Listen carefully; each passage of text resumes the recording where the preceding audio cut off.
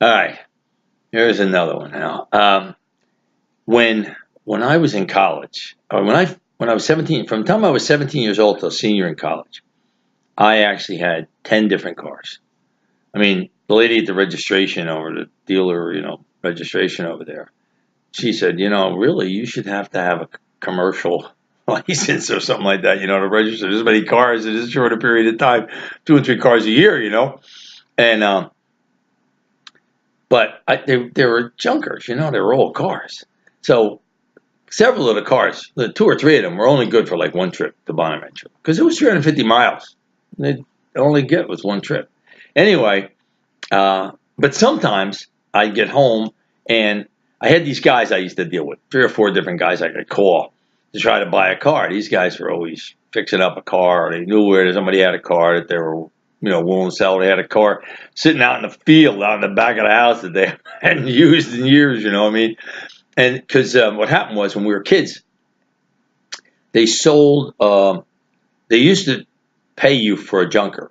They bring a car in, you get $10 or $15 or something like that. And then what they used to do is take the car apart. Let people take all the parts and all that stuff. And then when they got down to the basic shell of the car, they would take a quart of gasoline, pour it all over the inside of the car, and then light the thing on fire, burn everything out of it, and then it was just a hunk of steel, and then they sell it for scrap steel.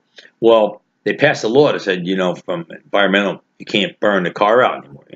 Well, then they had to take the car apart and take out all the upholstery and all that stuff because the guys doing the sheet metal stuff, they didn't want that in there. So that now they wouldn't take the car. You had to actually pay them to take the car. So it went from like getting 10 or $15 to paying 10 or $15.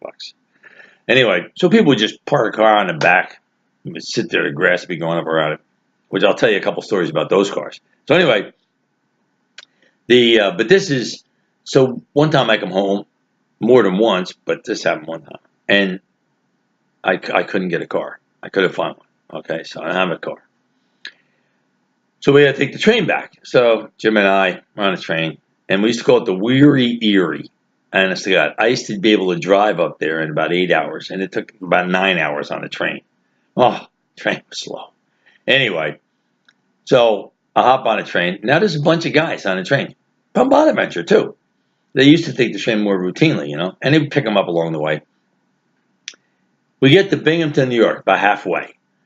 Train stops. It's late at night. We're going to get in there late, okay? So it's maybe 8 o'clock. When I say late at night, it's dark. It's 8 o'clock. So we pull in. Jim says, I'm going to go buy something.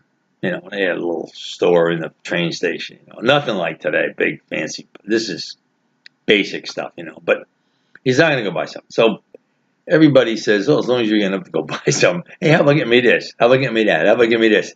But pretty soon, and Jim's like, hey, what do I look like, And so he's indignant. I have to go do this stuff. Why don't you get your own? We're having this big argument. Well, you just go get the stuff.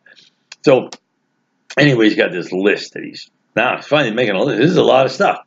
So hot dogs and potato chips and a Coke and da da da da. Anyway, makes the list. So Duff goes do. He goes in. He waits there, online. He finally gets the stuff. He pays for it. Well, it's a lot of stuff, so they put it in a box. So he's got this cardboard box, and he's got a whole bunch of stuff in it. He comes walking out of the train station, and the train is pulling out of the station. And Duff's like, what? He's got all this stuff. He runs down to the end of the station trying to catch up to the train. And it's gone. He's standing there at the end of the station holding this box full of stuff, full of food, looking at the train leaving. Now, he's in Binghamton, New York. He has no money. And he's 175 miles from school. No money. It's in the middle of the night. It's cold. It's the winter time. So he gets pissed. Of course, he blows up. He takes some food, and he's at the end of the what do you call station? Platform. So he throws the food down. Of course, it hits the ground. Coke break, whatever the heck happens to it. So now he doesn't know what to do. He turns around. He starts walking back. As he's walking back, way down the end of the thing, he sees some cars. Railroad cars. passenger cars. They unhooked about the first 5 cars on the train, pulled them off. But we're in the back of the train. Now, they come back with an engine, comes back, hooks up, another engine comes back and hooks up to us. Now, so he gets back on the train, but he doesn't have the food. So he's back on the train. We go, hey, where's the food? Well, you're not going to believe this, guys. So he tells the story, and we didn't believe it. Trust me. What do you mean? Everybody is ragging on him. So he goes, I go get you guys stuff. So he's telling the story, and we're busting his chops. And then now when we start pulling out, he goes, wait, come on, we all have to get over by the window. Sure enough, as we pass the end of the thing, there's the box. There's stuff laying all over the place. So,